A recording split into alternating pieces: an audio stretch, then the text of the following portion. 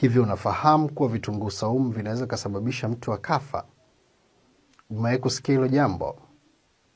Leo nataka tujifunze hilo jambo, uweze kujua madhara unaweza kuyapata kwa kutumia kitunguu saumu. Lakini kabla sijaenda kwenye madhara, naomba nikukumbushe baadhi ya faida ambazo nimekuwa nikifundisha sana hapa kuhusu kitunguu saumu. Moja, kitunguu saumu kina uwezo wa kutibia kabisa maumivu ya kichwa.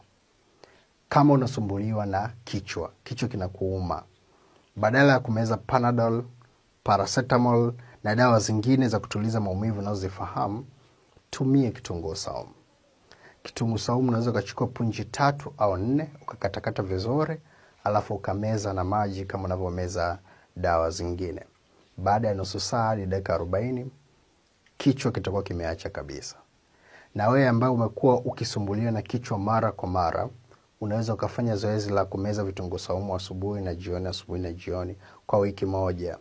Punje 3 au 4 asubuhi, 3 au 4 jioni, 3 au 4 asubuhi, kila siku kwa wiki moja. Maumivu ya kichwa yatakuwa yamekuachia kabisa. Lakini kitunguu saumu kina uwezo wa kutibia matatizo ya sikio. Kama sikio linakuuma, chukua kipande kidogo cha kitunguu saumu, alafu ingiza hapo kwenye sikio linalouma. Ingiza tu hivi, basi endelea na shughuli zako. Baada ya muda utaona lile sikio limeacha kabisa.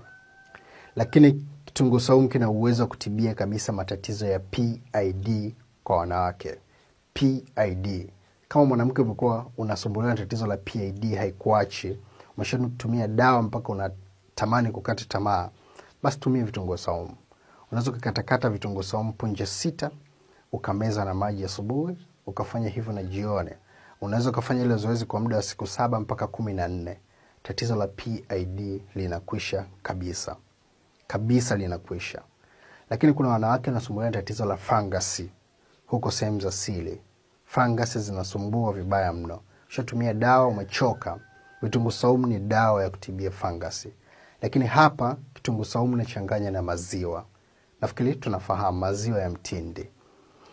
Katakata vitunguu saumu, alafu weka kwenye maziwa ya mtindi, koroga vizuri, alafu pakaza huko ndani. Chukua maziwa, pakaza huko ndani, alafu mengine kunywa. Kwa unaweza kutengeneza glasi moja ya maziwa. Alafu kuchanganya na vitunguu saumu, koroga vizuri, mengine ukanywa, kiasi kidogo ukapakaza huko chini. Fanya ile zoezi asubuhi na jioni kwa muda wa wiki 1 hadi siku 14. Fungus hata kama ilikuwa imekula kiasi gani, utakuwa umepona kabisa. Lakini kuna wanaume pia na wenyewe huko chini unakuta korodani zimeliwa kwa fangasi. Ushatumia dawa inarudi tena, ushatumia dawa inarudi tena. Kitunguu saumu kinaweza katibia hilo tatizo. Ni kuziponda tu vitunguu saumu alafu pakaza. Huwa vinawasha kweli kweli ukipakaza. Unaweza kuhisi kama umepaka moto hapo. Lakini baada ya muda fulani utapata relief, baadaye unaweza kupona kabisa. Lakini kwa wanaume pia vitunguu saumu vikichanganya na tangawizi pamoja na asali vinatibia kabisa tatizo la upungufu wa nguvu za kiume. Kama mwanaume umekuwa ukitangatanga huku na kule kutafuta dawa ya kutibia tatizo la upungufu wa nguvu za kiume, lakini unaona mafanikio ni madogo, tengeneza hiyo dawa. Chukua vitunguu saumu robo, chukua tangawizi robo, chukua asali kilo 1. Ninavyosema robo namaanisha robo kilo.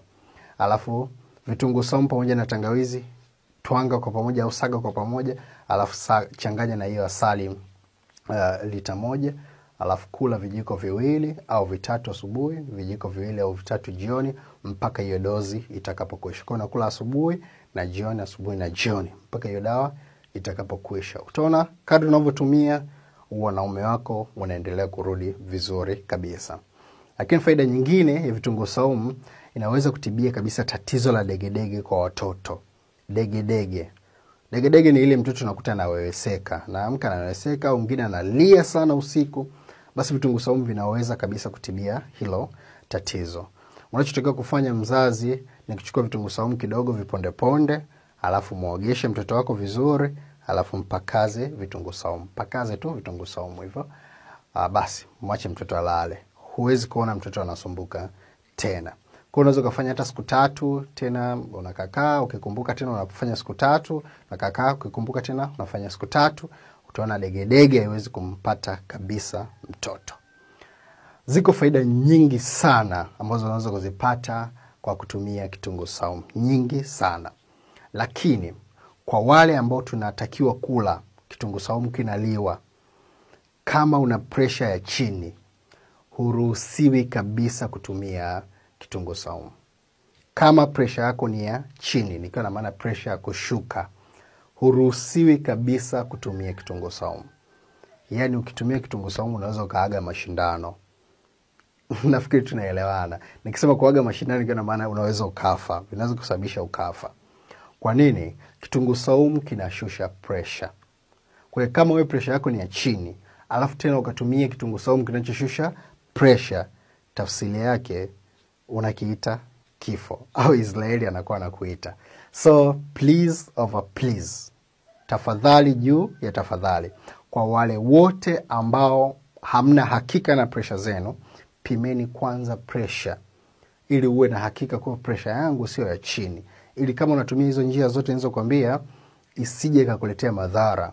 Sasa ni dawa nzuri, inafanya kazi vizuri, lakini kwa mtu mwenye pressure ya chini ni hatari, kwa sababu inaweza kusababisha akapoteza maisha yake. Kwa hiyo msitumie kabisa vitunguu saumu watu wote wenye pressure ya chini. Lakini kama uko vizuri tu au tatizo lako ni pressure ya juu, unaweza kutumia kitunguu saumu kushusha pressure, kwa sababu kinatibia pia pressure ya kupanda. Lakini kama pressure yako chini, usijaribu kabisa. Nafikiri mmeweza kunielewa vizuri hapo kwenye somo hili kuhusu kitunguu saumu. Inawezekana sasa